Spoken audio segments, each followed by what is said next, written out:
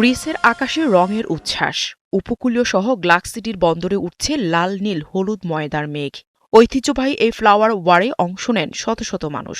উৎসবে আনন্দই প্রধান, আর সেই উৎসবের মূল অনুষঙ্গ রঙিন ময়দা।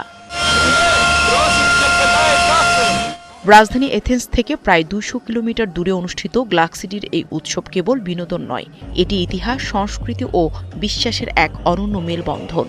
এটি কার্নিভাল মৌসুমের শেষ এবং এখান থেকে শুরু হয় গ্রিক অর্থোডক্স চার্চের ক্যালেন্ডার অনুযায়ী ৪০ দিনের লেন্ট বা উপবাসকাল।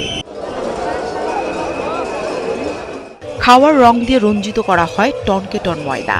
সেই রঙিন ময়দাই একে অপরকে ছুঁড়ে মারেন সবাই। পাশাপাশি চোখ রক্ষার জন্য গগলস ও বিশেষ সুরক্ষা পোশাকও পরেন অংশগ্রহণকারীরা। ৩ দিনের এ কার্নিভাল গ্রিসের সবচেয়ে সুন্দর আয়োজন। এটি বহু বছরের ঐতিহ্য। আমরা আনন্দের সাথে এই উৎসব উদযাপন করছি।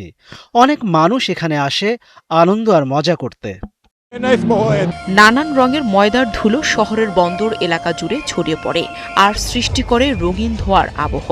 আর এই রঙিন উৎসব উপভোগ করতে স্থানীয়দের পাশাপাশি আসেন দেশি বিদেশি পর্যটকরাও। আমাদের সবার একটি দুর্দান্ত সময় কাটছে। এই প্রথম আমি এখানে এসেছি। আমি অন্যদের এখানে আসার জন্য উৎসাহিত করছি। প্রতি বছর ক্লিন মানডেতে অনুষ্ঠিত হয় এই উৎসব। স্থানীয়দের ধারণা, গ্রিস অটোমান শাসনের অধীনে যাওয়ার আগে ১৯০০ শতকে এই ঐতিহ্যের সূচনা। অটোমান আমলে এই উৎসব উদযাপন নিষিদ্ধ থাকলেও স্থানীয়রা মুখে ছাই মেখে ও রাস্তায় নেচে সেই নিষেধাজ্ঞা অমান্য করেছিলেন। সেই ইতিহাস থেকে আজকের এই বর্ণিল ফ্লাওয়ার ওয়ার উৎসবের উৎপত্তি।